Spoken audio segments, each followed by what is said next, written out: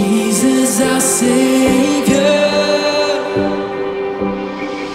I believe in God, our Father.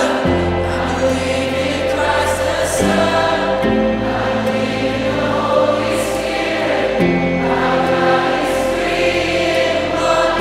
I believe in the resurrection, that we will rise again. For I believe in the name of Jesus. Come on, do you believe in that name tonight? Thank you, Jesus. Our judge and our defender. Our judge and our defender suffered and crucified. Forgiveness is in you. Descended into darkness, you rose in glorious light.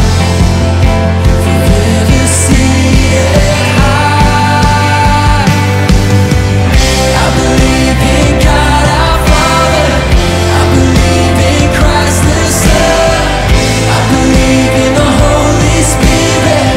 Our God is three in one. I believe in the resurrection, that we will rise again. For I believe in the name of Jesus. I believe in you.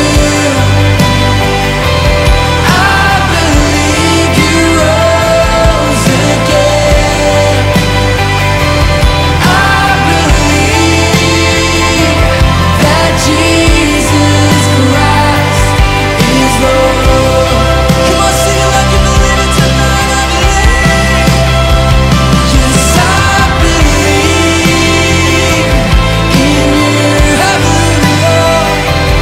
I believe you rose again. I believe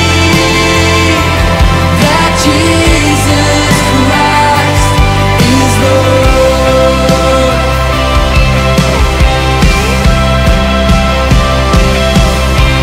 I believe in God our Father.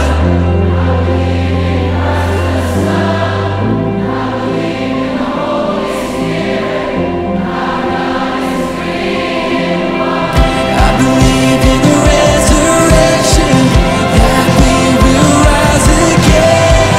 For I believe in the name of Jesus. I believe in God our Father. I believe in Christ the Son. I believe in the Holy Spirit. Our God is three in one. I believe in the resurrection, that we will rise again. For I believe in the name of Jesus. For I believe in the name of Jesus. For I believe in the name of Jesus.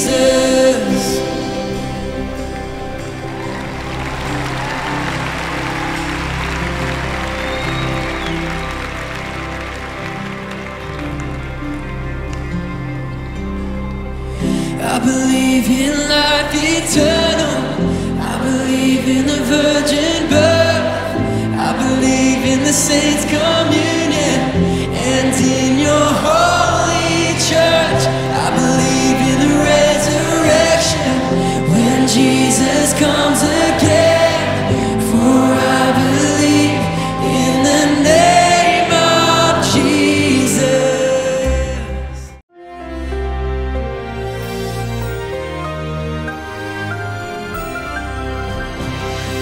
Pesan Natal kita temanya adalah The Visitation. Saya sampaikan bahwa yang datang itu the Lord God of Israel.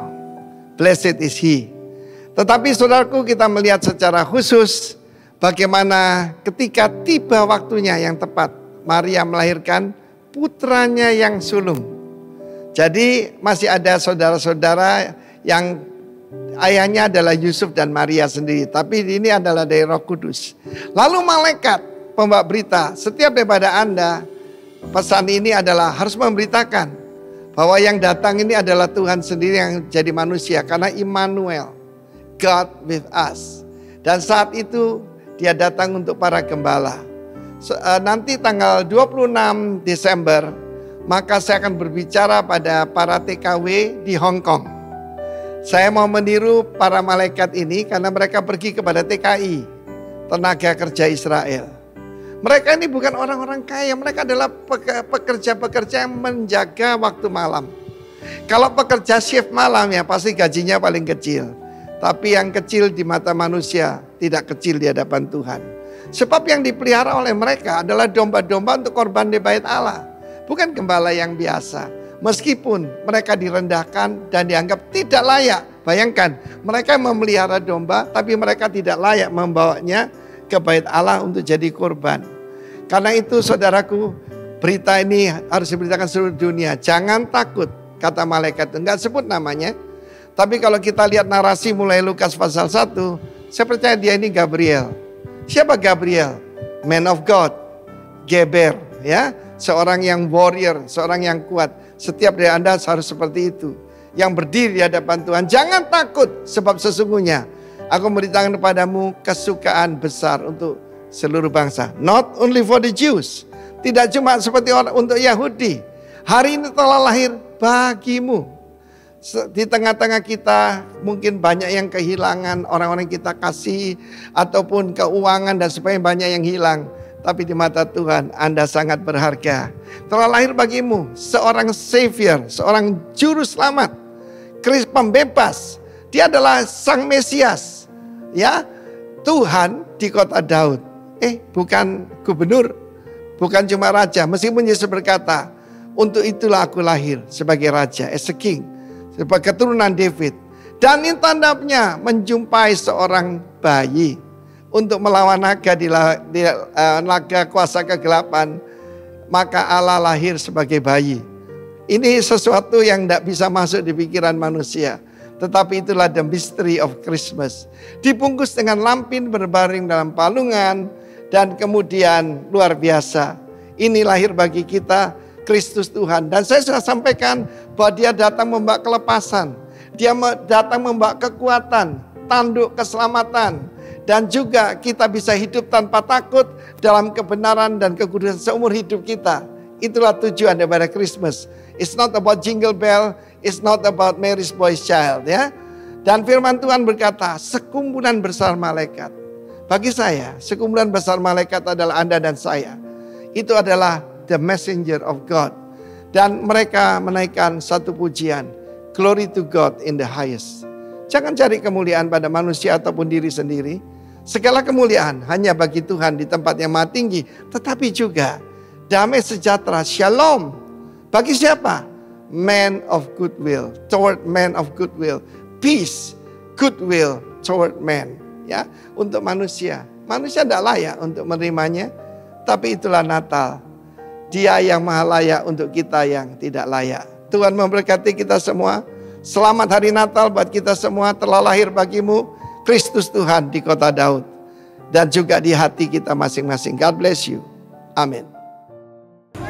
Shalom. Shalom. Haleluya. Kita akan mulai ibadah kita malam hari ini. Mari kita berdoa. Bapa, kami bersyukur untuk kasih karunia-Mu yang begitu luar biasa dalam hidup kami. Kami akan memulai ibadah kami malam hari ini. Tuhan bertata atas setiap kami, setiap puji-pujian kami. Tuhan ambil alih seluruh ibadah kami malam hari ini. Hanya di dalam nama Tuhan Yesus Kristus, Raja di atas segala raja. Haleluya. Amin.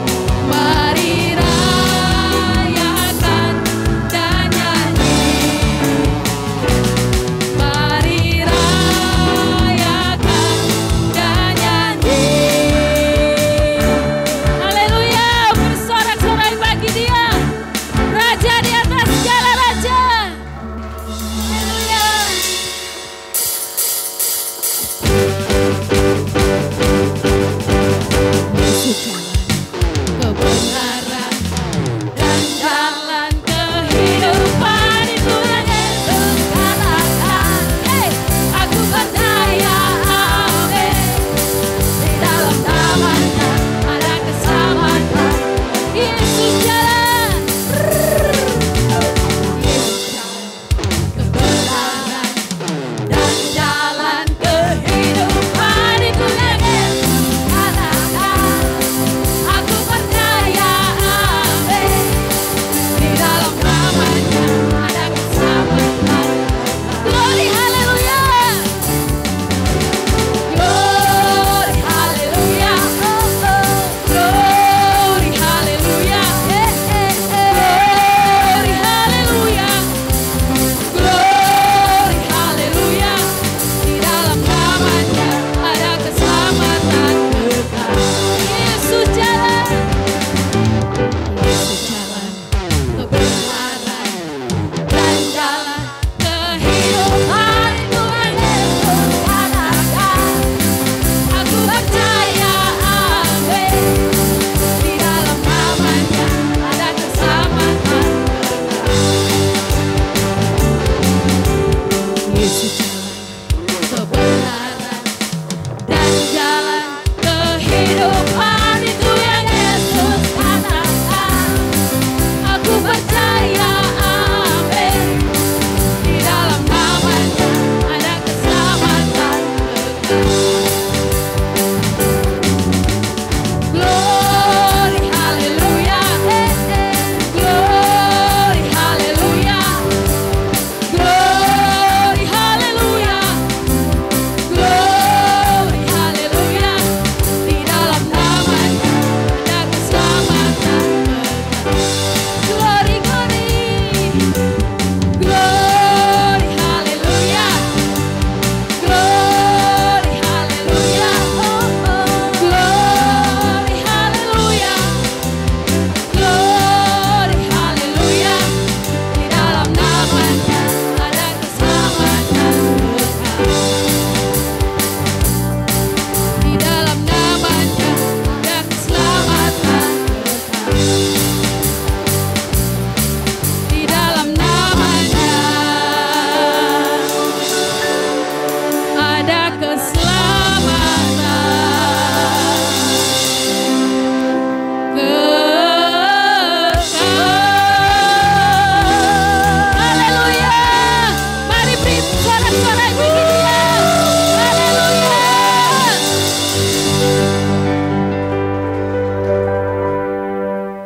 Sebab kami percaya Tuhan, penyertaan-Mu sempurna atas setiap kehidupan kami.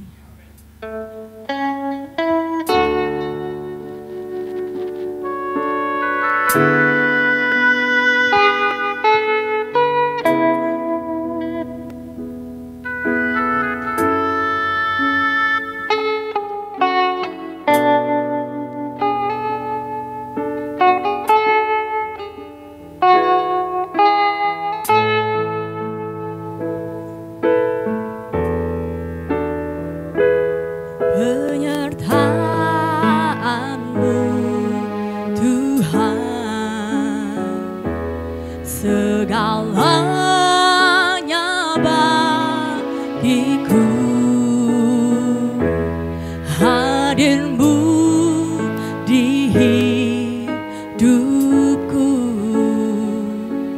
terutama bagiku. Penyertaan-Mu Tuhan, segalanya bagiku. Hadir-Mu di hidupku, terutama bagiku.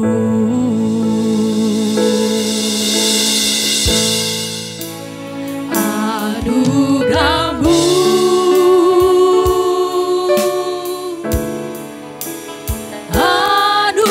Anugerah-Mu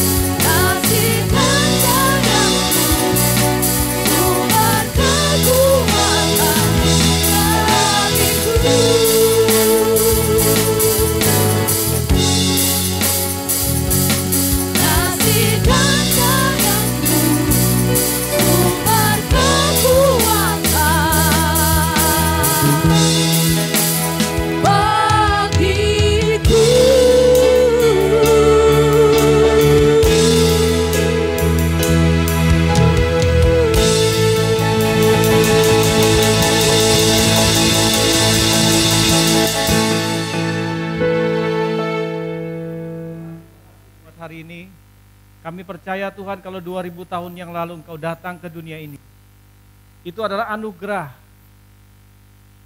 kepada kami Tuhan. Kalau kami boleh ada sampai hari ini, itu semua juga anugerah-Mu Tuhan. Dan kami tahu Tuhan, kan bayi Yesus yang lahir di dunia ini, sebab Engkau sudah lahir dan Engkau sudah ada di surga Tuhan. Tetapi kami yang Kau layakkan menjadi terang, yang akan terang-Mu kepada dunia ini Tuhan. Dan biarlah dengan firman yang akan disampaikan hari ini Tuhan, itu menjadikan kami semakin dewasa, semakin kuat dan mengetahui destiny kami di dalam Tuhan. Kami siapkan pikiran dan hati kami Tuhan, untuk firman ini dapat masuk dalam hati kami, tertanam, berbuah dalam kami. Dalam nama Tuhan Yesus, kami siapkan hati kami dan mendengarkan firman-Mu. Amin. Apa rungan? Kita kasih aplaus buat tim Praise and Worship yang sudah melayani kita. Dan saya kasih kesempatan, ini kayaknya banyak orang-orang baru ya. Banyak orang-orang baru dan saya kasih kesempatan untuk kita menyapa. Sekalian untuk mengucapkan selamat kita semua. Silakan.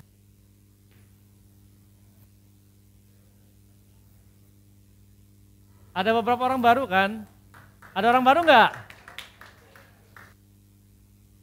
Kasih selamat dong. Kasih selamat. Selamat Natal untuk kita semua.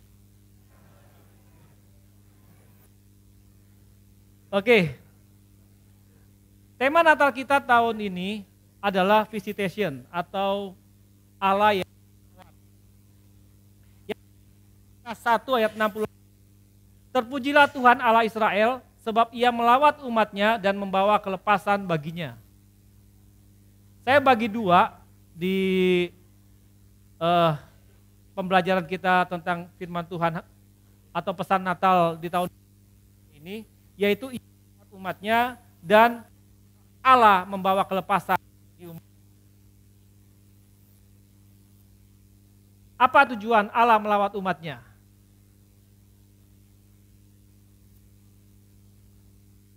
Allah melawat bangsa Israel, seperti yang dituliskan tadi, bahwa Allah itu melawat bangsa Israel. Ini adalah supaya bangsa mengenal bahwa Allah Israel itu adalah Allah yang dekat. Selalu peduli, Allah yang selalu mengasihi bangsa Israel, sekalipun bangsa Israel dalam keadaan yang tidak setia pada Tuhan. Kita tahu sendiri bahwa di Perjanjian Lama bangsa Israel ini dikatakan sebagai bangsa yang tegar tengkuk. Sekalipun bangsa Israel ini sudah mengalami banyak mujizat-mujizat dan pernyataan Tuhan, ketika mereka dikeluarkan dari bangsa Mesir, itu diawali dari keinginan daripada bangsa Israel dan keinginan bangsa Israel untuk beribadah kepada Tuhan, dan mereka mengalami perbudakan yang begitu dalam kehidupan mereka, sehingga kemudian dikatakan Alkitab mencatat bahwa mereka mengerang. Mengerang itu di dalam bahasa Inggris kata cry out, yang sudah sejadi-jadinya, yang benar-benar, yang kemudian yang benar sampai napas terengah-engah, nangis sampai yang wow, habis-habisan lah dengan Tuhan. Seakan-akan bahwa Tuhan ini satu-satunya penolong. Dan mereka ini sudah sangat menderita sekali. Kemudian Tuhan mendengar erangan daripada. Nah, sekarang kalau kita lihat dari sini, pernah nggak kita ketika punya masalah mengerang dengan Tuhan?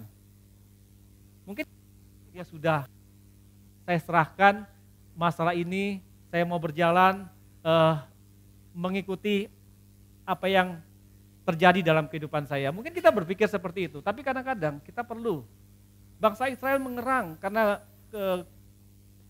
kepahitan yang mereka alami, karena kesusahan yang mereka dari perbudakan bangsa Mesir. Kemudian erangan mereka mengingatkan Tuhan. Ingat dengan Abraham, janjinya kepada Abraham, Ishak dan Yakub. Kemudian Allah memilih Musa dan Musa untuk membebaskan mereka. Sebelum keluar daripada bangsa Mesir, itu Allah menunjukkan dirinya dengan memberikan 10 tulah kepada bangsa Mesir. 10 tula ini kalau kita pelajari itu adalah dewa-dewa daripada bangsa Mesir. Allah sengaja membiarkan 10 tula ini. Bagi saya Allah begitu mudah untuk keluarkan bangsa Israel, tinggal Firaunnya aja dihabiskan dan selesai. Tapi Allah tidak ingin seperti itu. Allah ingin mereka bangsa Israel yang 400 tahun dijajah atau diperbudak oleh bangsa Mesir, itu pasti ada kepercayaan atau sistem nilai di dalam kehidupan bangsa Israel itu yang menyembah dewa-dewa dari bangsa. Seperti kalau kita lihat zaman sekarang ini mungkin kalau yang generasi-generasi baru mungkin tidak terasa, tapi generasi-generasi yang lama adat istiadat Belanda pasti akan kerasa di sini kan. Karena 450 tahun kita juga dengan bangsa Israel pada saat itu. Nah ini kemudian yang membawa kepada menunjukkan, memberikan 10 tula bahwa 10 dewa-dewa bangsa Mesir ini dihabisin oleh Tuhan. Kemudian dibawa lagi bangsa Israel untuk keluar daripada tanah Mesir. Tuhan kembali menunjukkan mujizatnya. Dia menyuruh laut Teberau, laut Merah. Dan yang terjadi, bangsa Israel melihat bagaimana kuasa Tuhan. Tetapi bangsa Israel tetap dengan menggerutunya. Begitu memasuki padang gurun, bangsa Israel yang adalah seorang budak yang tidak pernah berperang, ketika kemudian dia harus menghadapi bangsa Amalek yang memang adalah seorang pejuang, orang yang selalu berperang, orang yang selalu berpindah-pindah, tentu tidak mudah. Bangsa Israel adalah budak. Budak punya kekuatan enggak? Punya strategi enggak? Enggak punya. Tetapi Tuhan kembali menunjukkan kuasanya kepada bangsa Israel. Tuhan menunjukkan kepada bangsa Israel untuk berperang, tetapi yang menentukan kemenangan daripada bangsa Israel bukanlah kekuatan daripada orang yang berperang, tetapi pada kekuatan apa? Tangan Musa yang terangkat dengan tongkat yang Tuhan berikan kepada Musa. Itu yang menentukan kemenangan bangsa Israel. Saya pikir bangsa Israel pasti melihat, menyaksikan, merasakan, mempunyai pengalaman dengan Tuhan. Tetapi belum tentu di dalam perjalanan ini mereka memberikan hidup mereka kepada Tuhan. Ketika memasuki tanah Kanaan, kembali lagi bahwa 12 pengintai disuruh oleh Musa untuk melihat keberadaan daripada tanah Kanaan. Apa yang terjadi? Bangsa Israel kembali menyatakan bahwa mereka adalah belalang dan melihat musuh yang besar adalah raksasa. Bangsa Israel kemudian mengatakan kepada Musa bahwa lebih baik kami kembali ke Mesir. Lebih baik kami mati di Mesir. Lebih baik kami bersama dengan Tuhan di padang gurun. Nah tujuan daripada, kita kembali kepada apa tujuan Allah melawat umatnya adalah Allah ingin dekat dengan umatnya. Allah ingin umatnya mengetahui, mengasihi umatnya. Satu, Allah membawa bangsa Israel untuk bertemu muka dengan muka di Gunung Sinai. Tetapi apa yang terjadi? Bangsa Israel memutuskan Musa saja yang naik untuk bertemu dengan Tuhan. Dan apa yang diperintahkan Tuhan, itu mereka akan taati. Kembali lagi bahwa bangsa Israel tidak ingin atau tidak mau untuk dekat dengan Tuhan. Apakah Allah Nah sekarang, kalau kita lihat, ini perjanjian lama, bagaimana dengan perjanjian baru? Kita lihat di sini, bagaimana Allah melawat umatnya. Saya bagi dengan beberapa pesan Natal untuk yang pertama untuk Maria dan Yusuf.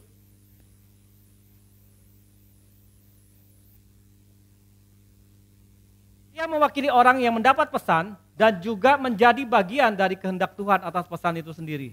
Ada pesan, lawatan yang Tuhan sampaikan. Lawatan Tuhan kalau datang dengan lawatannya, dia juga pasti ada dengan satu perintah. Ada dengan satu kehendak.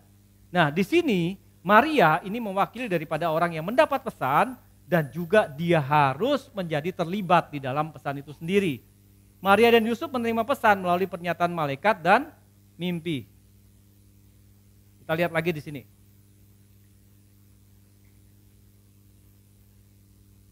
Kira-kira kalau tiba-tiba ada malaikat datang kepada yang belum menikah siapa? Vivi. Oh ini Vivi. Vivi kan belum menikah kan, tiba-tiba malaikat datang sama Vivi. Vivi, kamu akan hamil. Kira-kira perasaan kamu gimana, Vi? Malaikat loh yang ngomong nih, Vi. Kira-kira gimana, Vi?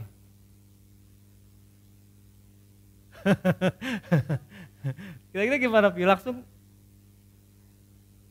petir, dada awan mendung, tiba-tiba ada petir kan? Tidak mudah, Bapak Ibu Saudara, untuk seorang Maria yang dalam keadaan pada saat itu dia sedang bertunangan. Bertunangan ini berarti belum menikah. Itu kemudian tiba-tiba malaikat datang kepada Maria untuk menyatakan kamu akan mengandung. Dan yang kamu kandung adalah Roh Kudus. Kira-kira mudah nggak? Tidak mudah. Maria ini kan orang yang polos. Dia dari keturunan Daud. Maria ini pergi kepada Yusuf tunangannya. Dan dia menceritakan masalah ini kepada Yusuf. Yusuf kemudian diam-diam ingin menceraikan Maria. Karena Yusuf adalah seorang yang taat pada agama. Dia ingin menceraikan Maria. Sebab kalau sampai ini terjadi, hukum saat itu adalah kalau kedapatan mereka hamil sebelum menikah, ini pasti hukumannya mati. Tidak mudah kan? Kadang-kadang pesan Tuhan seperti itu dalam kehidupan kita. Nah kemudian apa yang terjadi?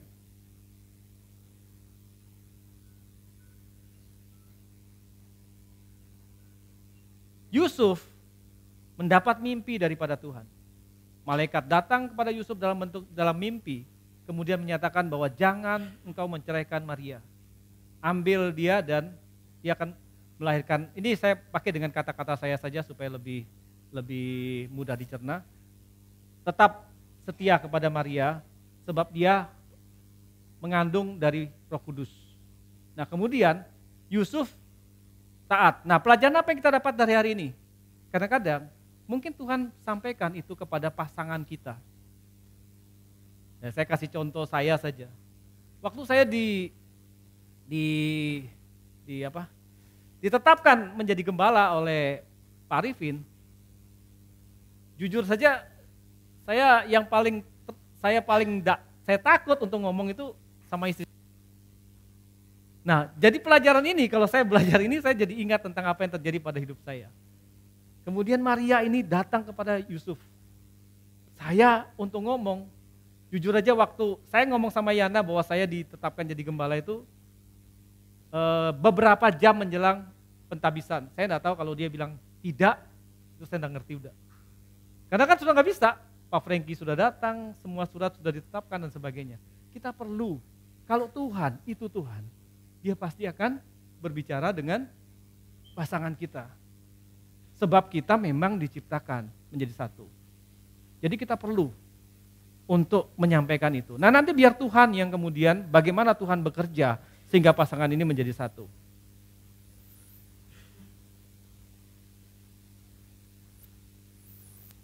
Ayat 30 ini pesan daripada malaikat kepada Maria. Jangan takut hai Maria sebab engkau beroleh kasih karunia di hadapan Allah. Sesungguhnya engkau akan mengandung dan akan melahirkan seorang anak laki-laki. Dan hendaklah engkau menamai dia Yesus. Ia akan menjadi besar dan akan disebut anak Allah yang maha tinggi. Dan Tuhan Allah akan mengaruniakan kepadanya tahta Daud bapa leluhurnya. Ini sikap yang kita harus teladani daripada Maria. Ketika dia mendapat pesan daripada Tuhan. Para manusia, dari sisi apapun kita lihat, Maria pasti merasa sangat berbahaya menerima ini semua. Tetapi sikap dari Maria adalah sesungguhnya aku hamba Tuhan. Jadilah padaku menurut perkataan itu. Lalu malaikat itu meninggalkan dia. Ini pesannya seperti apa sih? Kalau kita ingat pesan ini, kita ingat pesan siapa nih? Kata-kata siapa? Kalau ada yang tahu saya kasih hadiah. Ini seperti kata-kata siapa nih?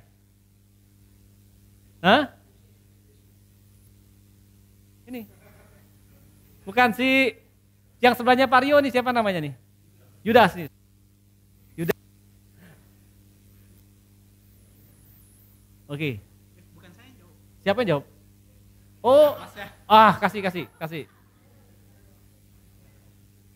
Kata-kata ini seperti terjadi ketika Yesus di Taman Getsemani. Waktu itu dikatakan bahwa Yesus peluhnya seperti darah kan? Kemudian dia bilang apa? Jika kalau bisa Bapak lalukan ini daripadaku. Dia tahu bagaimana susahnya, bagaimana sengsaranya, bagaimana sakitnya untuk mengalami. Tetapi Yesus berkata bahwa jadilah padaku menurut kehendakmu. Oke. Nah kemudian pesan yang kedua. Ini pesan untuk gembala domba. Gembala domba mewakili orang sederhana yang tidak bisa baca tulis, mereka tidak boleh masuk dalam bait Allah, bahkan kesaksiannya tidak didengar. Jadi kalau dia lihat semua mereka tidak boleh masuk bait Allah. Di pengadilan pun mereka lihat sesuatu terjadi, mereka tidak boleh memberi kesaksian. Dan orang Israel yang terbuang, gembala pada zaman itu adalah orang-orang memang yang terpinggirkan. Mereka memelihara domba-domba yang dipersiapkan untuk korban, tetapi mereka sendiri tidak boleh masuk ke dalam bait Allah. Gembala menerima pesan melalui pernyataan malaikat. Nah, menurut catatan sejarah gereja kuno, itu maupun literatur rabbinik Yahudi, yang dimaksud dengan padang gembala ternyata bukan padang gembala biasa. Menurut sejarawan dari 65 sampai 3 tempat itu berkaitan Migdal Eder. Menurut Migdal Eder adalah menara kawanan domba. Jadi Migdal Eder adalah satu tempat di mana di situ dipelihara domba-domba yang dikhususkan untuk hewan kurban. Jadi domba-domba yang ada di dalam Migdal itu harus domba yang tidak bercacat, sempurna dan sehat. Ada luka sedikit, cacat sedikit enggak boleh. Sampai anak domba atau domba ketika melahirkan, anak domba yang baru lahir itu tidak boleh berjalan sendiri. Itu dimasukkan, dibalut di palung. Baru kemudian dibesarkan dan disiapkan untuk korban. Nah kalau kita lihat ini mewakili bahwa Tuhan Yesus itu datang, itu menjadi domba tebusan kan? Dan dia harus hadir di Migdal Eder. Seperti yang sudah ditetapkan oleh Allah. Nah jadi kalau kita lihat dari sini bahwa ketika Allah menetapkan Migdal Eder menjadi tempat lahirnya juru selamat, itu jauh-jauh hari atau tahunnya jauh sebelum itu tergenapi. Ini artinya apa? Kita punya Tuhan yang selalu menepati janjinya. Dia akan datang tepat pada waktunya dan waktu Tuhan itu sendiri.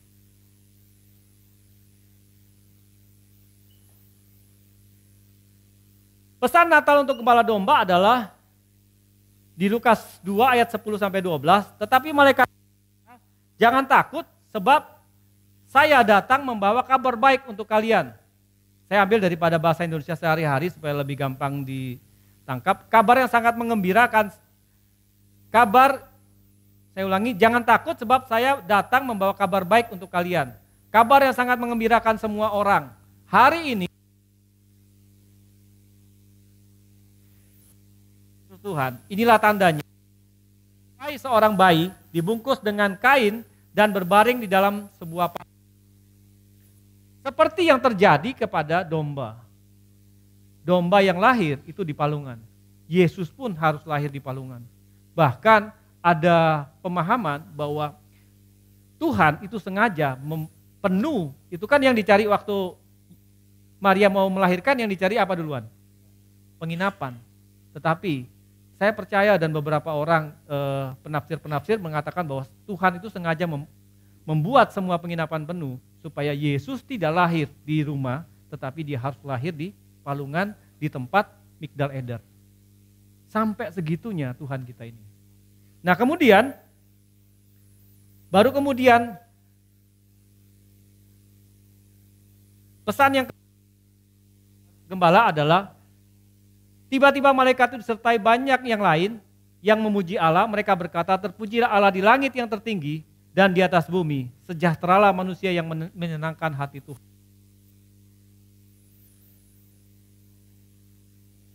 Kata jangan takut yang dikatakan oleh malaikat mempunyai dua implikasi.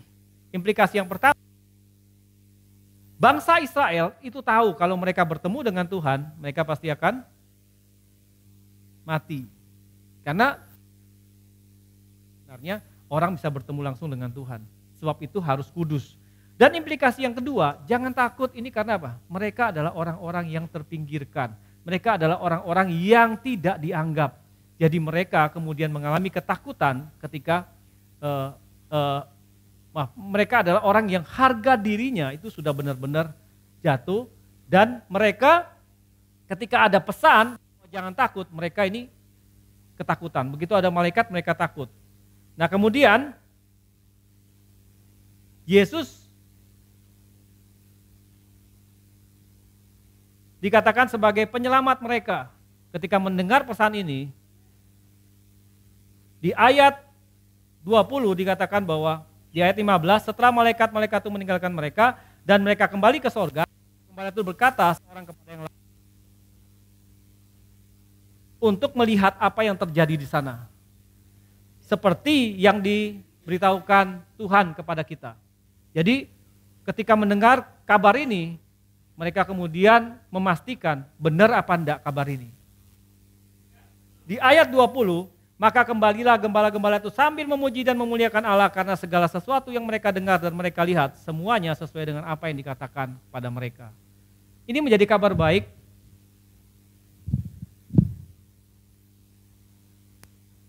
Ini menjadi kabar baik buat kita sebagai orang-orang yang terpinggirkan, bahwa Tuhan melawat kita. Kita orang yang gagal, kita orang yang tidak bisa apa-apa, kita orang yang tidak dianggap, sekalipun kita sudah bekerja keras. Kita adalah orang yang putus asa, tetapi berita baiknya adalah Tuhan datang kepada kita. Gambaran daripada gembala domba ini adalah Tuhan mengasihi kita, siapapun kita. Jangan pernah patah semangat dan jangan pernah kehilangan pengharapan di dalam Tuhan. Kemudian pesan untuk orang Majus. Orang Majus mewakili para cendekiawan, ilmuwan, kaum intelektual, bangsawan, orang kaya, dan orang yang belum kenal Allah, Allah Israel, tetapi memiliki kerinduan untuk mengenal Allah. Tujuan Allah dan tujuan Yesus datang ke dunia ini, itu sebenarnya kalau dia jadi manusia sendiri, itu yang khususnya itu untuk bangsa Israel. Tetapi, benar apa enggak nih? Untuk bangsa Israel ya? Untuk bangsa Israel karena keterbatasannya dia sebagai manusia menurut saya. Nah kemudian, orang Majus ini adalah orang yang, sebentar saya kisahnya tentang orang Majus. Orang Majus itu adalah yang dalam bahasa Yunani disebut magos, sedangkan dalam bahasa Inggris diterjemahkan sebagai magi atau orang yang ahli dalam ilmu bintang dan menafsirkan mimpi. Mereka ini berasal dari Irak. Mereka datang untuk mempersembahkan emas yang mewakili daripada kekayaan atau persembahan untuk raja. Kemudian mereka bawa kemenyan yang digunakan untuk acara keagamaan dan mur yang digunakan untuk wewangian. Nah di sini orang Majus ini adalah orang-orang yang terpandang di tempatnya. Kalau mereka tidak ada, maka ibadah di dalam ibadah di bangsa itu tidak bisa terjadi. Nah, orang Majus, ada satu peristiwa di mana orang Majus ini, orang Majus ini pergi kepada Herodes. Karena orang Majus kan tidak ngerti, dia bukan orang Israel, dia berasal dari Mesopotamia, dari Irak. Nah kemudian orang Majus ini datang dan bertanya kepada sesudah Yesus dilahirkan di Bethlehem di tanah Yudea, dan pada zaman Raja Herodes datanglah orang-orang Majus dari timur ke Yerusalem dan bertanya-tanya di manakah dia, raja orang Yahudi yang baru dilahirkan itu. Kami telah melihat bintangnya di timur dan kami datang untuk menyembah dia. Orang yang tidak kenal Tuhan tapi hanya karena melihat bintang kemudian dia percaya dan dia pergi. Di ayat 10 dikatakan, ketika melihat bintang itu, sangat bersukacitalah mereka. Ayat 11, kita baca sama-sama ayat 11, 1, 2, 3. Maka, 1, 2, 3, maka masuklah mereka ke dalam rumah itu dan melihat anak itu bersama Maria, ibunya, lalu sujud menyembah dia. Mereka pun membuka tempat harta bendanya dan mempersembahkan persembahan kepadanya, yaitu emas, kemenyan, dan nah kalau kita lihat di sini, itu ada kata kan, bersukacita. Pertama dia datang untuk menyembah, kemudian bersukacita. Orang Majus ini datang untuk melihat siapa? Raja kan, dikatakan dia pengen melihat raja yang datang kan. Tetapi kalau raja itu datang di kandang domba, atau lahir di kandang domba, masih bisa dibilang raja enggak? Kalau kita bisa kecewa enggak? Bisa kecewa enggak kita? Di sini dikatakan bersukacita. Bersukacita itu dipakai kata joy. Joy adalah suasana hati di mana kita bisa yang sumbernya dari dalam diri kita, yang kita bisa lakukan, baik itu keadaan gembira maupun keadaan sedih. Kita bisa bersukacita. Tetapi bedanya dengan senang atau happy, kalau happy itu kalau diberikan sesuatu kita senang. Itu sumbernya dari luar. Nah kalau joy itu sekalipun kita tidak senang, keadaannya tidak mengenakan, tapi kita bisa senang. Ini yang dilakukan oleh yang dikatakan Alkitab tentang orang Majus dari timur. Ketika mereka melihat itu, kalau kita seperti itu kira-kira gimana? Kayaknya salah gitu kan. Nah orang Majus, mungkin kita belum mungkin saat ini kita mungkin belum kenal Tuhan. Tapi kalau kita punya kerinduan, Allah akan melawat kita. Seperti dia melawat orang Majus, dia juga akan melawat kita. Kemudian ada lagi pesan Natal untuk Raja Herodes. Matius 2 ayat 3-6 dikatakan, ketika Raja Herodes mendengar hal itu, terkejutlah ia beserta seluruh Yerusalem. Ayat 4, maka dikumpulkannya semua imam kepala dan ahli Taurat Yahudi, lalu untuk dimintai keterangan. Saya persingkat aja. Kemudian terjadilah perembukan bahwa di mana sebenarnya, apakah benar yang dikatakan oleh orang Majus ini bahwa raja orang Yahudi itu akan datang di Bethlehem. Dan ternyata di ayat 6 dikatakan, karena demikianlah tertulis dalam kitab Nabi, engkau Bethlehem, tanah Yehuda, engkau sekali-kali bukanlah yang terkecil di antara mereka yang memerintah Yehuda, karena daripada mula akan bangkit seorang pemimpin yang akan mengembalakan umatku Israel. Kalau kita lihat ini, kita juga lihat di dalam Mika 5 ayat 2. Tetapi engkau hai Bethlehem Efrata, hai yang terkecil di antara kaum-kaum Yehuda, daripadamu akan bangkit bagiku seorang yang akan memerintah Israel, yang permulaannya sudah sejak purbakala, sejak dahulu kala. Sudah dituliskan. Berarti kira-kira bangsa Israel ini sudah mendapat kabar jauh-jauh hari kan? Tetapi ini melambangkan kita orang Kristen yang sudah dengar firman, tetapi belum tentu kita percaya. Kenapa? Karena gini, alasannya adalah Herodes dan imam-imam ahli Taurat itu meragukan kelahiran Yesus. Di Yohanes 1 ayat 46, kata Nathanael atau seorang calon murid Yesus kepada Yesus, mungkinkah kepada murid Yesus pada saat itu, mungkinkah sesuatu yang baik datang dari Nazaret? Jadi ada murid Yesus yang mengajak orang yang namanya Nathanael untuk melihat Yesus, bahwa ini loh Mesias sudah datang. Nah, Nathanael ini berkata, mungkinkah sesuatu yang baik datang dari Nazaret, karena dia tahu Yesus datang dari Nazaret.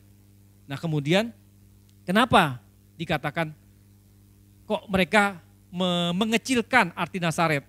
Karena di Nazaret itu adalah kota perbatasan. Dia adalah perbatasan antara bangsa Israel dan Timur. Jadi di kota Bethlehem itu, terutama lebih spesifiknya, itu campur. Banyak orang-orang yang bukan murni Israel ada di situ. Itu adalah kota di mana kota yang tidak dipandang. Kota yang penuh dengan kriminalitas dan banyak kejahatan-kejahatan di situ. Nah, makanya kemudian mereka mengatakan bahwa tidak mungkin ada yang baik datang dari. Nah, ini hati-hati Bapak Ibu Saudara yang dikasih Tuhan. Kadang-kadang kita merasa kita punya argumen yang membuat bahwa apa?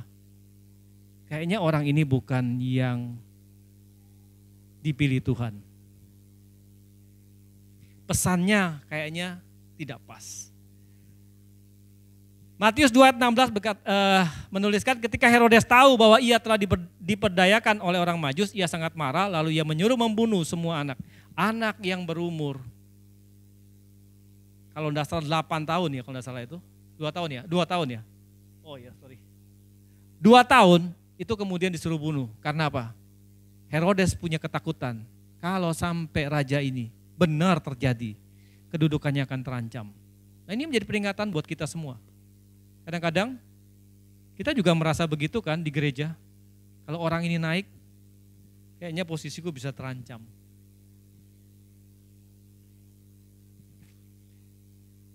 Natal ditujukan untuk semua bangsa dan pesan Natal disampaikan melalui lawatan Tuhan. Lewat nubuatan para nabi yang tertulis, lewat pesan langsung dari malaikat, mimpi, tanda alam atau bintang kejora, melalui rema dan sebagainya. Tapi yang terpenting dalam semuanya adalah ketika pesan itu sampai, ketika lawatan Tuhan datang kepada kita, apakah kita meresponi lawatan itu dengan baik? Sebab tidak akan bermakna adanya lawatan kalau kita sendiri tidak memaknai itu. Bayangkan kita sudah berapa lama rayakan Natal. Tapi hidup kita berubah enggak? Ada yang sudah berubah, tapi ada juga, saya pikir pasti banyak. Termasuk diri saya juga, belum terlalu banyak berubah juga setelah kita merasakan Natal. Nah, sekarang saya masuk kepada yang kedua. Lawatannya membawa kelepasan. Jadi saya ulangi lagi, pesannya untuk lawatan Tuhan adalah semua orang, apapun tidak peduli, status sosial, tidak peduli. Tuhan melawat semua orang, tetapi dia membutuhkan respon yang baik untuk kita menerima lawatannya. Lawatan membawa kelepasan. Kelepasan dalam bahasa Yunani artinya lotrosis, yang berarti penebusan atau pembebasan terutama dari hukuman dosa.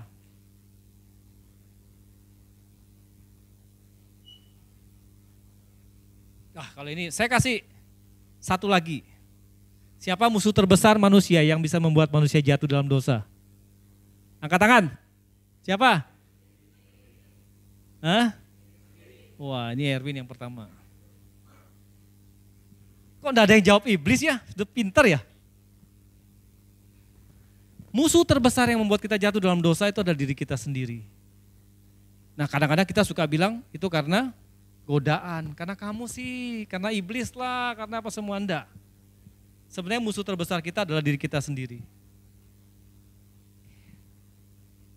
Roma 6 ayat 23a, sebab upah dosa ialah maut.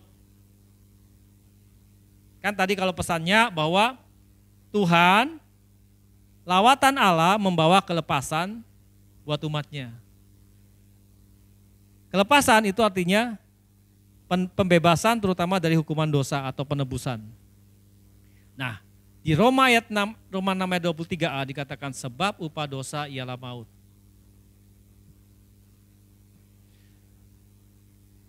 Dosa dalam bahasa Yunani dipakai kata hamartria, yang berarti menyimpang dari hukum Tuhan atau kebenaran dalam pikiran maupun tindakan. Ini artinya hamartia. Menyimpang dari hukum Tuhan atau kebenaran dalam pikiran maupun tindakan. Nah, maut itu diartikan sebagai kematian jasmani, tetapi bukan diartikan sebagai kematian jasmani, tetapi kematian rohani dan hidup dalam kegelapan. Atau hukuman kekal atau neraka, itu maut. Nah, kalau dikatakan upah dosa ialah maut, berarti dosanya sendiri adalah hal-hal yang menyimpang daripada Tuhan dan mautnya adalah kematian rohani seperti yang terjadi pada Adam.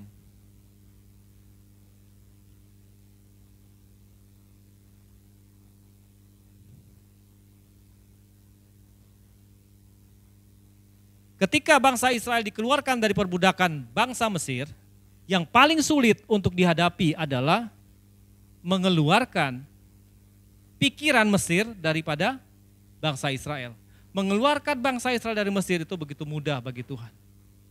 Memang sepertinya dipersulit, tapi Tuhan mempersulit itu untuk mengeluarkan pikiran Mesir daripada bangsa Israel. Ini juga terjadi ketika perbudakan dosa dalam hidup kita. Waktu kita dibaptis, kita percaya dalam nama Yesus, kita percaya dalam hati dan kita mengaku dengan mulut, kemudian kita dibaptis, kita sudah disucikan. Dosa kita sudah dihapus pada saat itu. Tetapi pikiran dosa, tabiat dosa masih ada enggak? Masih mengikuti kita. Itu yang juga terjadi seperti yang dialami oleh bangsa Israel.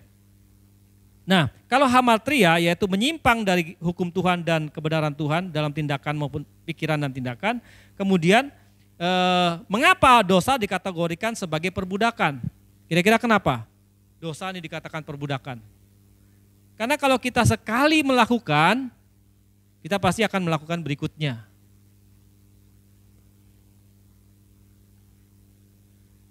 Sekali saja kita berbohong nih, berbohong menyimpang enggak? Menyimpang dari hukum Tuhan kan? Sekali kita berbohong, kemudian begitu Tuhan baik nih, saya bohong sama Erwin, kemudian Tuhan baik, Erwin dipertemukan sama persoalan saya yang bohong ini, kemudian Erwin tanya sama saya,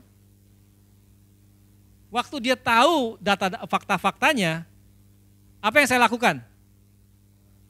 Bohong lagi. Ketika mulai bohong lagi, ini terus. Akhirnya jadi apa? Gaya hidup berbohong. Nah, terus sekarang gini. Saya tidak bisa menerima orang lain. Saya tidak bisa menerima orang lain, saya tidak bisa menerima keadaan, saya tidak bisa menerima kondisi yang terjadi dalam hidup saya. Maka apa yang terjadi pada hidup saya? Dosa giring saya. Dosa akan giring saya untuk apa? Kalau saya tidak bisa menerima keadaan, misalnya kalau saya berumah tangga dengan Yana nih. Terus kemudian saya tidak bisa menerima. Atau Yana tidak bisa, kalau ya saya salahkan Yana nanti jadinya kan. Yana tidak bisa menerima karena saya ini kalau ngomong itu kasar. Yang ada apa? Yana kecewa. Dia mulai salahkan saya. Padahal sebenarnya kan saya berkata kasar mungkin ada karena kondisi tertentu kan. Nah terus kemudian ketika dia tidak bisa menerima keadaan, terus dia tidak bisa lawan saya, apa yang terjadi pada hidup Yana? Dia akan mengasihani dirinya. Ketika dia mulai mengasihani dirinya, itu akan terimpartasi dalam kehidupan sehari-harinya. Dia berkumpul dengan orang lain, dia ketemu dengan komunitas, tapi ketika kemudian ada lagi yang melakukan hal yang sama, dia pasti bisa kecewa lagi. Nah ini akan terjadi terus-menerus seperti itu.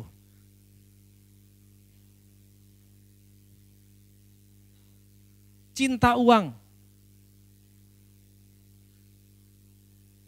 Kita cari uang boleh enggak? Boleh dong. Cinta uang boleh enggak? Kalau udah cinta kasih saya aja uangnya. cinta uang itu membawa kita pada jerat. Waktu kita cinta uang, maka kita akan selalu berusaha untuk mengambil uang sebanyak-banyaknya. Kalau tidak ada uang, kita tidak tenang. Tidak ada uang, kita tidak akan pernah bahagia. Atau kita tidak usah ngomong tidak ada. Kurang uang saja kita tidak nyaman. Nah kemudian, atau waktu kita lihat orang lain yang punya uang banyak, bisa beli peralatan-peralatan bagus, bisa beli mobil bagus, kita menjadi iri hati. Terus kemudian kita paksa pasangan kita untuk mencari uang sebanyak-banyaknya. Akhirnya apa yang dilakukan oleh pasangan kita? Yang pertama, dia bisa utang, dia bisa korupsi. Nah sekali korupsi, maka akan enak kan uang korupsi kan? Ini akan terus berlangsung. Dosa seperti itu. Apalagi sikap yang tidak bisa bersyukur. Ujian, persoalan pasti akan datang di dalam kehidupan kita. Benar enggak?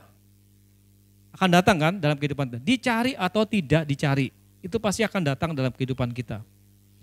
Waktu kita tidak bisa bersyukur, maka dosa akan menuntun kita untuk memiliki kekecewaan dengan Tuhan. Yang akan berimplikasi pada kita merasa bahwa Tuhan tidak mengasihi kita. Waktu kita merasa bahwa Tuhan tidak mengasihi kita bisa punya pengharapan enggak? Kita akan menggunakan kekuatan kita untuk kita memakai itu semua untuk mencari dan mengusahakan bisa membahagiakan hidup kita. Akhirnya, kalau kita tidak bisa bersyukur, kita akan minta untuk dihargai oleh orang lain. Karena kita merasa kurang kan? Di rumah kurang dihargai. Kita di luar, jangan coba-coba. Waktu rasa ini ada, kita menjadi seorang yang pemberontak. Kita menjadi orang yang susah diatur. Kita menjadi orang yang keras dan sebagainya. Ini yang kita bilang bahwa ini dosa ini seperti ini modelnya. Begitu juga dengan kekurangan. Kalau orang tidak bisa bersyukur, maka orang itu pasti tidak akan pernah bisa memberi.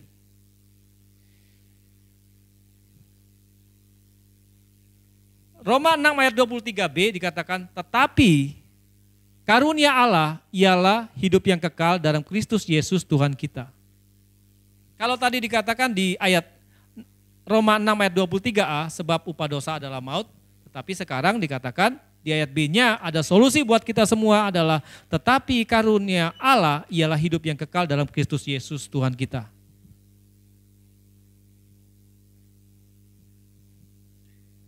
Karunia Allah, kenapa dikatakan karunia Allah? Karena kita tidak mungkin bisa melakukan kehendak Allah atau kehendak Tuhan tanpa karunia Allah.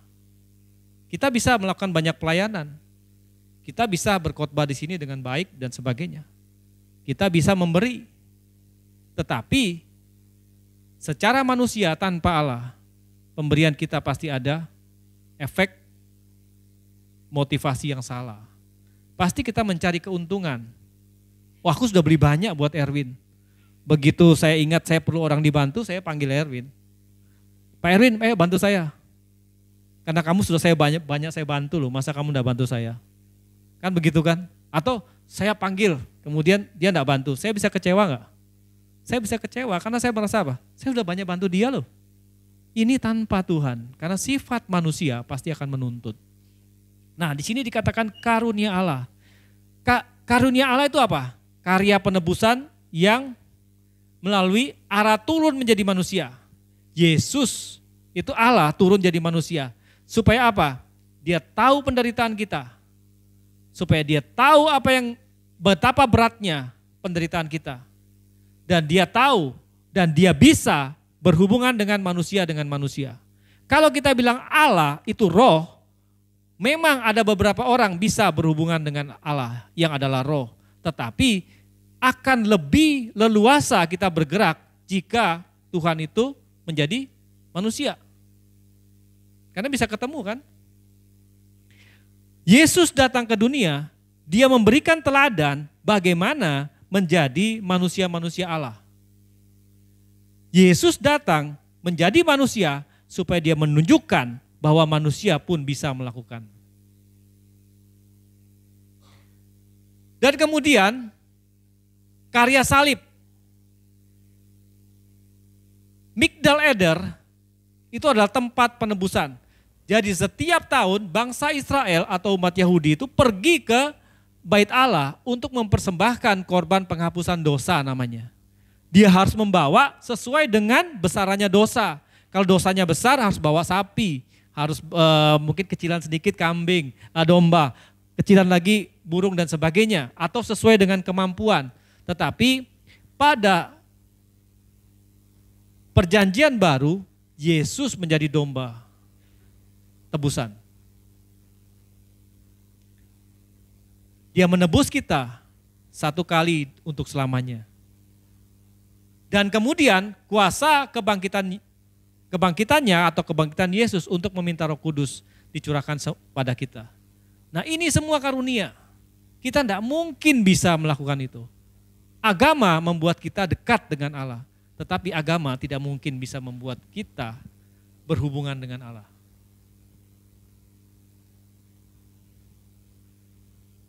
Lukas 2 ayat 10 sampai 11 dikatakan, lalu kata malaikat kepada mereka, jangan takut sebab sesungguhnya aku memberitakan kepadamu kesukaan besar untuk seluruh bangsa.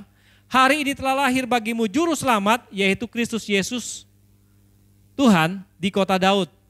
Kesukaan besar dipakai kata kara megas yang berarti sukacita yang melimpah.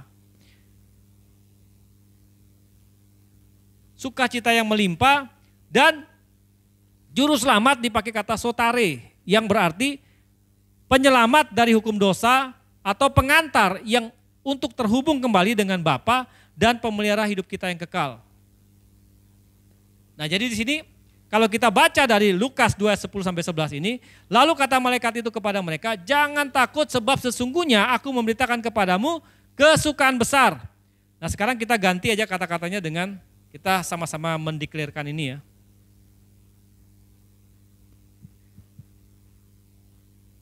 Kita baca sama-sama ya. Ini, saya tunggu dulu sebentar. Ini saya inspirasikan seperti ketika Daud mengalami kegalauan dalam hidupnya oleh karena musuh-musuhnya, itu Daud menenangkan jiwanya. Tenanglah hai jiwaku. Dia membuat jiwanya tenang. Nah sekarang saat ini kita menenangkan jiwa kita atau memberitakan kabar kepada jiwa kita. Kita sama-sama deklarasikan ya. 1, 2, 3. Jangan takut hai jiwaku, sebab sesungguhnya Roh Kudus memberitakan kepadamu sukacita yang melimpah untukmu dan seluruh bangsa.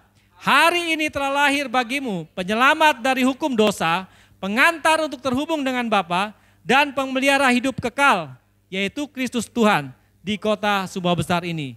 Melalui siapa? Melalui kita.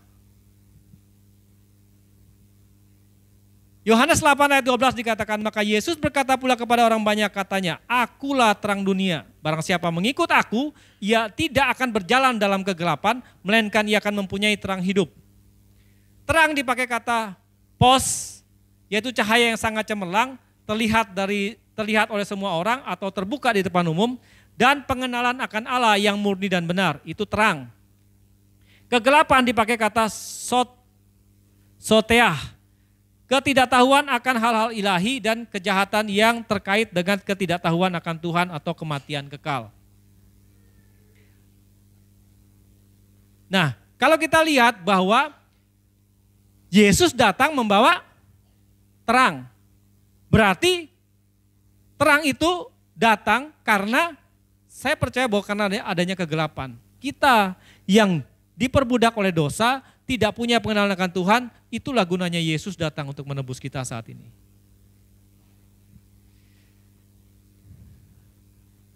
Efesus 5 ayat 8 sampai 9 menuliskan, memang dahulu kamu adalah kegelapan, tetapi sekarang kamu adalah terang di dalam Tuhan. Sebab itu hiduplah sebagai anak-anak terang.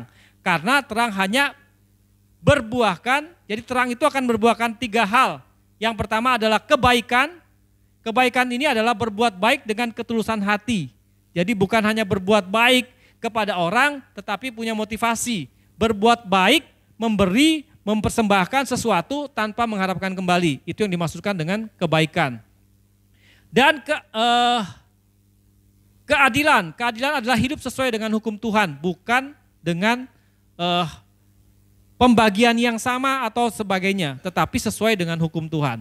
Dan buahnya adalah kebenaran. Jadi ini 3 buah yang harus ada ketika hidup kita itu dinyatakan hidup dalam terang atau hidup dalam kegelapan.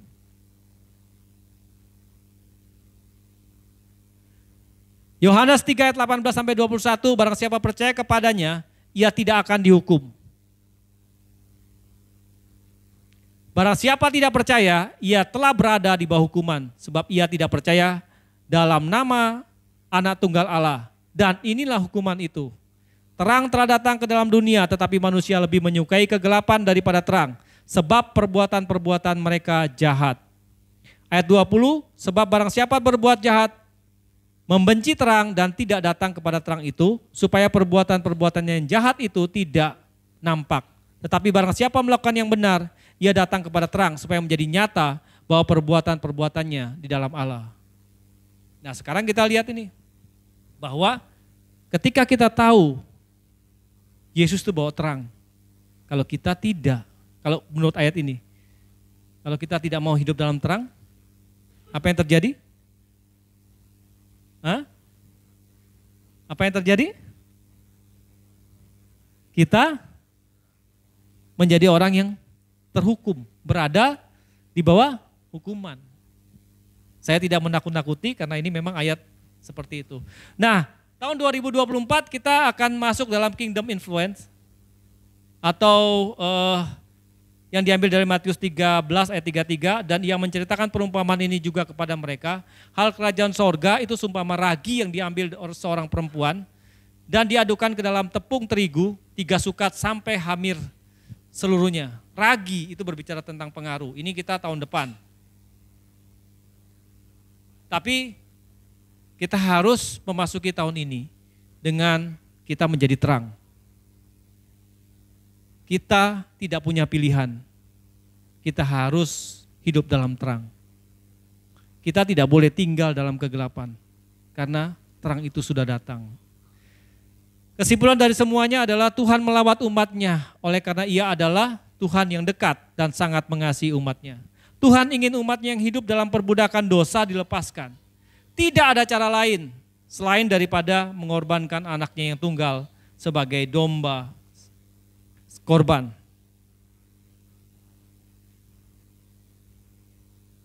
Bukan hanya hidup dalam, dan ketika kita ditebus, kita bukan hanya tinggal dalam terang, tetapi juga membawa terang Kristus, membawa terang Kristus sampai kepada bangsa-bangsa. Itu gunanya kita menerima terang. Dan sekarang adalah akhir atau penghujung daripada tahun 2023 dan kita akan memasuki tahun 2024. Kita sama-sama merenungkan, kita sedang dalam kehidupan yang mana? Apakah kita hidup dalam terang? Ataukah kita masih hidup dalam kegelapan? Saya minta tim RVC untuk maju. Kita sama-sama tundukkan kepala sambil kita merenungkan kehidupan kita.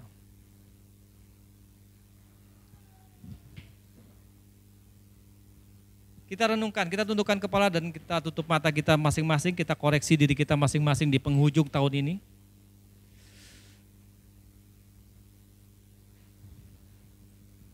Saya kasih ciri-ciri tentang hidup dalam gelap. Hidup dalam gelap yaitu hidup yang kita merasa bahwa kita tidak punya masa depan. Sepertinya hidup ini penuh dengan lika-liku. Hidup yang tidak mempunyai arah. Apa yang saya buat tidak pernah dihargai oleh orang lain. Kita merasa bahwa kita belum menjadi orang yang sukses. Sekalipun kita adalah pekerja keras. Hidup dalam kegelapan adalah hidup yang mengandalkan diri sendiri. Karena hidup dalam gelap kita tidak bisa melihat orang lain. Kita hanya bisa memikirkan diri kita. Ketika kita melangkah, mungkin kita berbenturan dengan orang lain.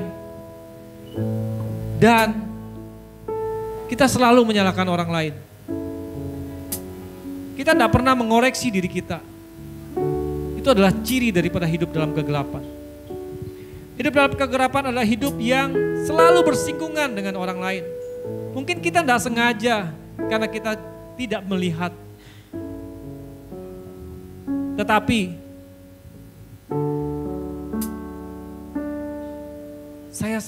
kenapa ya saya selalu menyalahkan orang lain? Saya selalu melihat bahwa yang salah adalah orang itu. Kita tidak punya kasih. Hidup dalam gelap adalah hidup yang penuh dengan kebimbangan. Hidup yang penuh dengan omelan. Hidup yang penuh dengan menggerutu. Kenapa ya orang tidak bisa melihat apa yang saya kerjakan? Kenapa orang tidak bisa menghargai saya? Saya sudah berbuat banyak dalam hidup ini. Hidup dalam terang adalah hidup yang bisa melihat. Sekalipun saya dalam persoalan, tetapi saya bertumbuh di dalam Tuhan. Saya melihat persoalan sebagai membuat saya naik, membuat saya semakin dewasa, membuat saya semakin bersinar. Itu adalah hidup dalam terang. Hidup dalam terang, kita tidak pernah menyalahkan orang lain, tapi kita mengasihi orang lain. Kita tidak pernah menjatuhkan orang lain, tapi kita mendoakan orang lain. Hidup dalam terang adalah hidup yang menerima semua keadaan. Sebab dia tahu bahwa Tuhan memberikan jalan buat dia. Di manakah kita posisi saat ini? Di manakah posisi kita? Apakah kita masih dalam kegelapan? Hari ini, bagi Bapak Ibu yang saya tidak minta untuk kalian maju ke depan. Tetapi Allah melawat umatnya saat ini. Ketika kita nyanyikan lagu nanti, penyertaan Tuhan. Ketika kita merasa bahwa kita masih hidup dalam kegelapan, taruh tanganmu di dada. Dan buat pernyataan dengan Tuhan bahwa aku mau menerima lawatan itu. Sehingga hidupmu diubahkan. Di tahun 2024 kita menjadi sosok yang kuat. Kita bukan hanya hidup dalam terang, tapi kita membawa terang Kristus kepada dunia.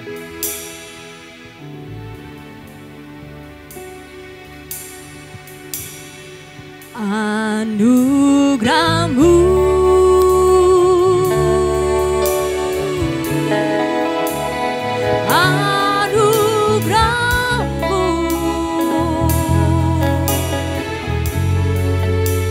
semua karena anugerah-Mu, bukan karena kekuatanku.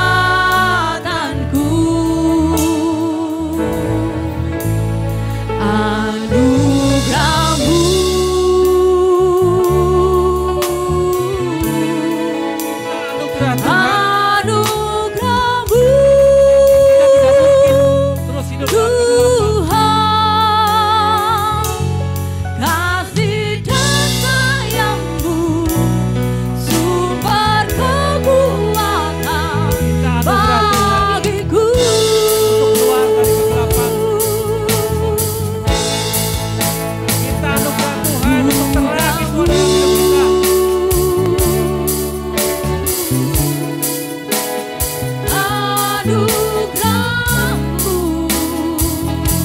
membawa kita dapat melihat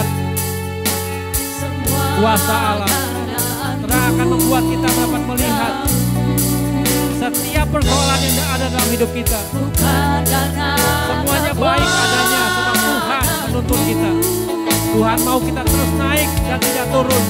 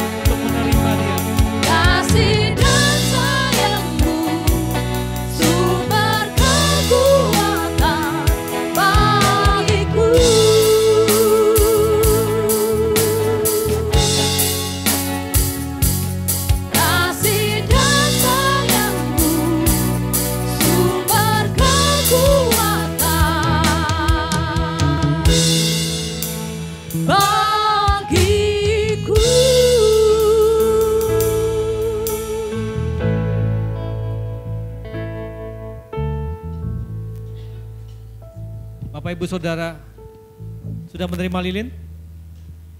Mari kita sama-sama deklarkan. Kalau kita adalah terang, kita adalah terang dunia. Mari kita berdiri.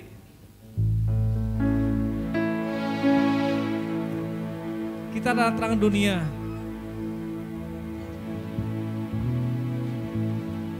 Sebab Yesus hidup di dalam kita. Roh Kudus sudah tempatkan dalam kita. Dan kita adalah terang itu.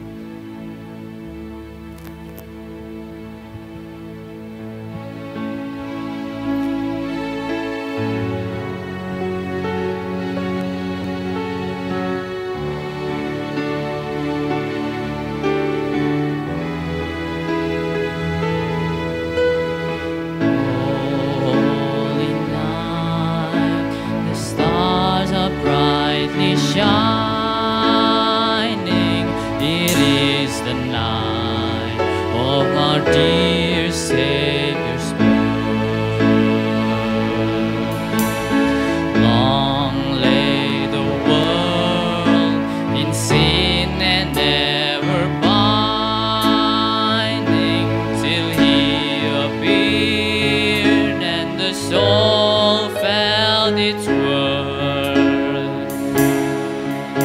A thrill of hope, the weary world rejoices, for yonder breaks a new and glorious morn.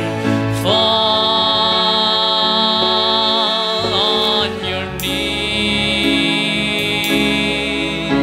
oh hear the angel voices, oh night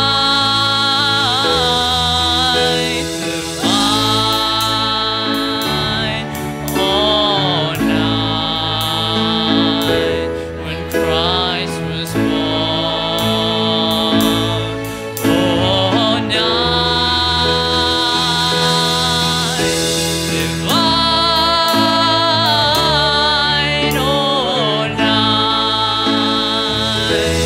oh night divine.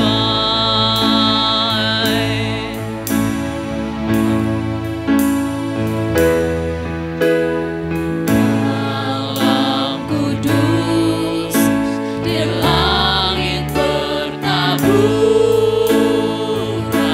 bintang gemilang terang gemerlap.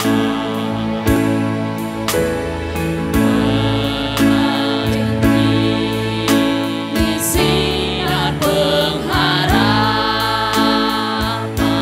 yang dijanjikan sekarang genap, dan bangsa yang telah beroleh harap melihat fajar ini mereka mari sujud dengan hidung malaikat, malam mulia, malam Kristus lahir, malam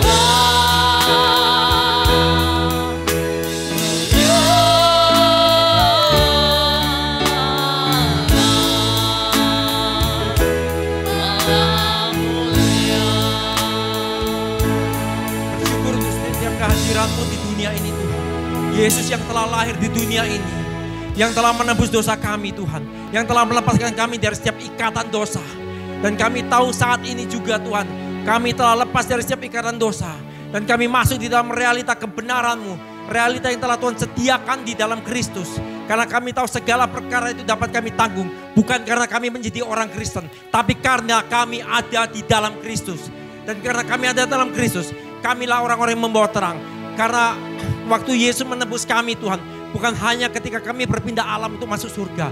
Tapi kami tahu kehadiran kami akan membawa surga di bumi ini. Kehadiran kami akan membawa surga buat kota Sumbawa ini. Terjadi di dalam nama Yesus.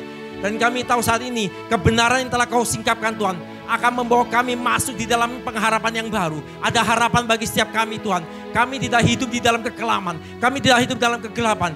Tapi kami hidup dalam pengharapan. Seperti firman-Mu yang berkata bahwa di dalam Kristus pengharapan kami tidak akan pernah hilang. Masa depan kami adalah masa depan yang gila gemilang. Masa depan yang penuh rancangan Tuhan. Di tanggal 24 Desember ini Tuhan, 5784, setiap kami menjadi saksi, bahkan gedung ini pun menjadi saksi bahwa kami akan mengalami pemulihan daripada segala sesuatu. Kami akan mengalami terobosan-terobosan ilahi. Kami mengalami terobosan finansial Tuhan. Kami mengalami untuk kesembuhan ilahi terjadi buat kami. Tidak ada kegalauan dalam hidup kami, karena kamilah terang itu Tuhan. Dan pada hari ini kami menyatakan terjadi buat setiap hidup kami. Ada pintu-pintu yang terbuka buat setiap kami.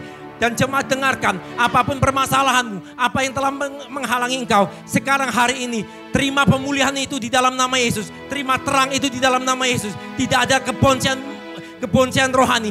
Kami hancurkan setiap keboncean rohani di dalam nama Yesus. Tapi kami akan bertumbuh di dalam pengenalan Tuhan yang benar. Pengenalan Tuhan yang utuh, sehat dan seimbang. Dan terjadi dan lewat hidup kami, maka kota Sumbawa akan dimenangkan. Lewat hidup kami kota Sumbawa menjadi subur. Lewat kota Sumbawa. Dan kota Sumbawa tidak akan ada sakit penyakit. Tidak ada lagi yang namanya hal-hal yang berasal daripada realita dosa. Tapi kami tahu Sumbawa menjadi Sumbawa yang makmur, Sumbawa yang syukur. Dan Sumbawa bukan hanya tidak akan pernah dipandang sebelah mata, tapi lewat kota Sumbawa nama Tuhan akan diharumkan, dimuliakan. Ini akan terjadi dalam nama Yesus. Dan sikap hati kami, sikap hati yang berubah. Kami meresponi segala sesuatu bukan dari sudut pandang manusiawi, tapi kami meresponi segala sesuatu dari setiap prinsip firman yang telah dibukakan buat kami. Dan firman itu akan menjadi terang buat kami. Dan kami akan membawa banyak jiwa-jiwa untuk melihat Kristus dalam kehidupan kami. Terjadi di dalam nama Yesus. Dan sebentar Tuhan, kami akan menabur persembahan umum dan persembahan pembangunan dengan sikap hati yang benar, sikap hati yang telah diperbarui, karena kami membawa terang itu. Di dalam nama Yesus kami berdoa bersyukur. Amin.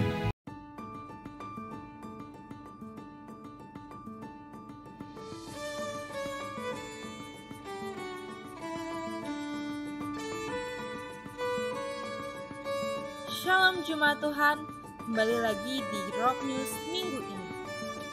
Ibadah Raya Minggu 31 Desember 2023 akan berlangsung secara online dengan mengikuti ibadah live streaming dari GBI Rock Lembah Pujian. Live streaming ibadah akan ditayangkan melalui channel YouTube Rock Ministry TV. Informasi mengenai link ibadah akan kami infokan melalui WA Group Jemaat GBI Rock Sumbawa dan juga melalui sosial media kami @rocksumbawa. Dan kita akan bertemu kembali pada ibadah raya perdana di tahun 2024 pada hari Minggu tanggal 7 Januari 2024 di Aula Zubento Quick Chicken, Jalan Kepiting nomor 5. Ibadah akan dimulai jam 8 pagi. Kita akan diberkati melalui hambanya PDP Tudi Suryawan. Kegiatan sepekan doa puasa, Rocky, Sumbawa berdoa, dan Kakak akan diliburkan. Dan kegiatan ini akan aktif kembali pada minggu kedua bulan Januari 2024. Bagi Bapak Ibu Saudara sekalian yang ingin mengembalikan perpuluhan atau ingin membantu pembangunan gereja melalui M-Banking, bisa men-scan kris berikut atau melalui rekening BNI atas nama GBI Rock Sumbawa. Jangan lupa untuk like, comment, and subscribe YouTube channel kami, Rock Sumbawa, dan ikuti kami di sosial media, Facebook dan Instagram @rocksumbawa. Demikian Rock News untuk minggu ini. Merry Christmas and Happy New Year. Selamat Hari Natal buat kita semua, menyambut Natal. Abarungan Bapak Ibu, saudara-saudara Allah yang kasih dalam nama Tuhan Yesus Kristus. Sebelumnya kami akan sambut berdiri Bapak Ibu yang baru pertama hadir, ikut beribadah dengan jemaat GBI Rock Sumbawa. Ya, selamat datang. Selamat kita. Semua hanya untuk kemuliaan nama Tuhan. Terima kasih Tuhan Yesus memberkati. Ya, sekali lagi kami menyampaikan untuk ibadah akhir tahun kita tidak adakan secara bersama-sama, tapi kita akan beribadah di tempat kita masing-masing dengan live streaming, yaitu yang dari Bali kita akan bagikan nanti lewat WA group atau kita akan sampaikan per orang nanti yang ada di nomor WA yang bisa kita hubungi. Terus yang berikutnya, kegiatan kita yang mingguan untuk 2 minggu ini akan kita liburkan dulu dan akan aktif kembali di minggu kedua Januari 2024. Jadi ibadah kita nanti kita akan ketemu kembali ibadah bersama-sama di tempat ini tanggal 7 Januari. Jadi inilah pertemuan kita terakhir mungkin ibadah bersama di akhir tahun ini di 2023. Dan sekali lagi kami melalui mewakili staf dan pelayan-pelayan Tuhan yang ada di GBI Rock Sumbawa menyampaikan selamat menyambut Natal dan Tahun Baru buat kita semua. Terima kasih, Tuhan Yesus memberkati. Mohon maaf, besok itu pengumumannya besok tidak ada ibadah. Jadi kita ibadah malam ini, besok kita tidak ada ibadah karena besok kita mau ibadahnya di Pelampang. Jadi di daerah misi. Jadi itu aja yang mungkin sebelum terlewatkan gitu ya. Jadi jangan sampai besok nanti bingung cari kita kok ada ibadah gitu ya. Jadi kita ibadah ke Pelampang. Jadi ibadahnya cuma untuk malam ini aja, besok kita tidak ada ibadah tanggal 25. Oke, terima kasih dan Tuhan Yesus memberkati. Ya, terima kasih Bapak Gembala. We wish you a Merry Christmas. We wish you a Merry Christmas. We wish you a Merry Christmas and a Happy New Year. We wish you a Merry Christmas. Kita berikan salam di kanan Bapak Ibu Saudara, katakan selamat Natal. We wish you a Merry Christmas and a Happy New Year. We wish you a Merry Christmas. We wish you a Merry Christmas. We wish you a Merry Christmas and a Happy New Year. We wish you a Merry Christmas. We wish you a Merry Christmas. We wish you a Merry Christmas and a Happy New Year. We wish you a Merry Christmas. We wish you a Merry Christmas. We wish you a Merry Christmas and a Happy New Year. And a Happy New Year. And a Happy New Year.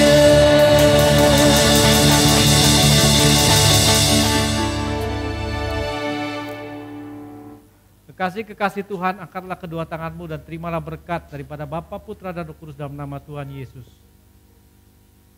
Natal kali ini menjadikan kenangan buat kita bahwa kita meninggalkan kegelapan di dalam dunia ini. Dan kita hidup dalam terang. Tuhan menjadikan kita terang. Dan sekarang kita adalah terang. Bukan hanya menikmati terang, tapi kita menjadi terang buat dunia ini. Dimanapun kita berada, apapun persoalan yang kita hadapi, kita dapat melihat dengan jelas apa maksud dan rencana Tuhan dalam kehidupan kita. Di tahun 2023, perlindungan atas hidup kita oleh Tuhan begitu sempurna. Dan percayalah di tahun 2024 akan lebih dahsyat lagi, bahwa terang kita akan semakin bercahaya. Sekalipun dunia akan mengalami resesi kegelapan, tetapi kita adalah terang-terang yang membawa terang kepada dunia ini. Dimanapun kita berada, terimalah semuanya dalam nama Bapa, Putra, dan Roh Kudus dalam nama Tuhan Yesus. Yesus, dia percaya, katakan